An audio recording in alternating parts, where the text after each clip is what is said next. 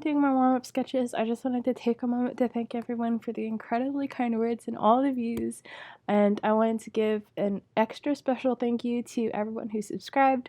I'm so blown away by the response to my first video, and I'm excited to join the community here on YouTube. I also wanted to update everyone on the stretches spread in my flip through for 2023.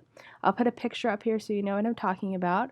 I have put it on Etsy, but I wasn't able to make it free because Etsy charges a certain amount to even make a listing, but it is only 25 cents. I will put a link to that in the description if anyone is interested. I also wanted to take a minute to talk about the channel and the direction that I wanted to go. This channel isn't strictly going to be a bullet journaling channel.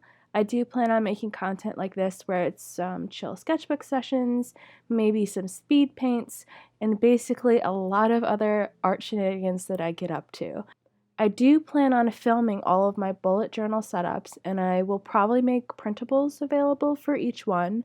So I promise I am going to try my best to make at least one video a month that is just my bullet journal setups, but there's also going to be a lot of other fun art content on here as well. Since I am new to this, I'm not sure how consistent I'm going to be able to be with posting.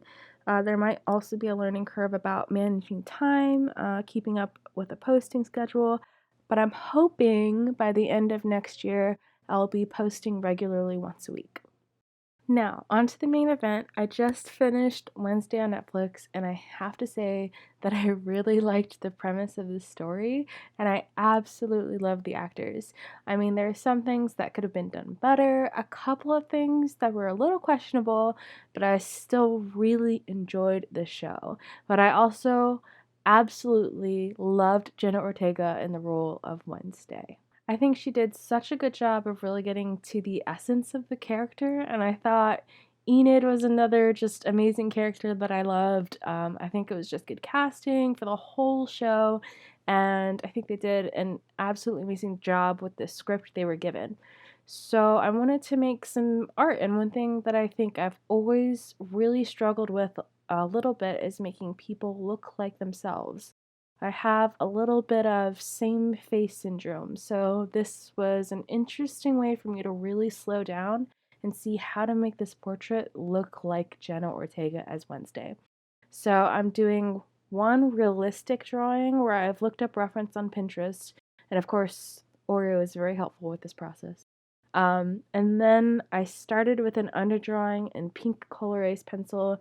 And guys, I use this because it's erasable, but honestly, I've also used Crayola pencils before for something simple like sketching. You don't have to use Colorace pencils. I know a lot of people do because they're high quality, but if you can't afford it, don't stress out about it and just grab something that's in a different, lighter color for you to do an undersketch. It's in your sketchbook and it doesn't matter. So don't let the lack of materials stop you from just going for it. Ultimately, you're going to be one of the only people that see it. You get to choose whether or not you share it. So if you want to use, a different color as an undersketch, don't freak out about having the best quality material, you know what I mean? You don't want that to hold you back. I wish someone had told me that when I was younger. Then I'm just going in with a normal number 2 pencil that you get in any store for like 2 cents, and I'm just darkening lines and adding some shading to really flesh out this sketch. A few things that I'm trying to pay attention to make her look like Jenna Ortega is the shape of her mouth, because she has a very unique mouth shape.